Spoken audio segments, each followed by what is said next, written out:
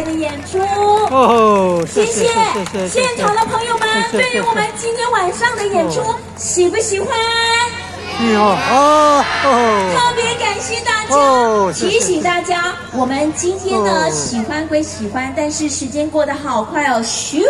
一下子。今天晚上呢，在这边特别感谢大家，演出到此完满结束。但是呢，好的开始就是成功的一半，请大家千万不要错过喽，因为呢，明天有更精彩也是非常棒的演出。明天晚上呢是我们的圆明之夜，从7点半开始呢，一样持续到9点至9点半。邀请现场的朋友们一定不要忘记了，提早到现场来。那么明天晚上呢，我们精彩的演出的团队呢，一样希望现场的朋友们都有看到我们呢一系列从10月1号今天开始，一直到10月4号，每天晚上不一样精彩的演出团队。更重要的，提醒现场的朋友们，你们今天晚上如果要离开现场的话呢，也注意交通安全。也代表我们台南市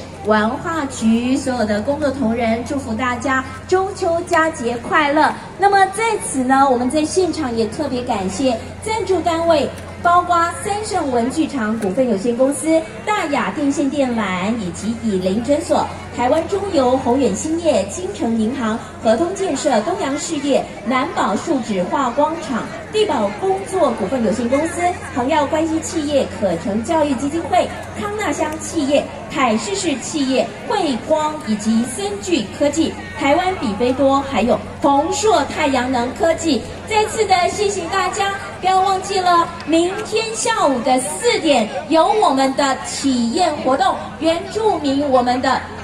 原住民舞蹈体验活动，下午的4点钟，在新营文化中心演艺厅的大厅，也提醒大家有兴趣的朋友千万不要错过了。那么明晚7点半的圆明之夜，也特别邀请原舞者艺术总监来担任演出的总监。演出的卡司涵盖有金曲奖的得主，还有3大国宝级的原住民美声天后，阵容空前。邀请朋友们明天晚上7点半见，谢谢。谢谢谢谢哦，谢谢谢谢哦，谢谢谢谢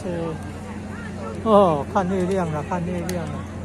哦，在看月亮。现场的朋友们，大家请注意一下，有一位小朋友跟家人走失了，请协助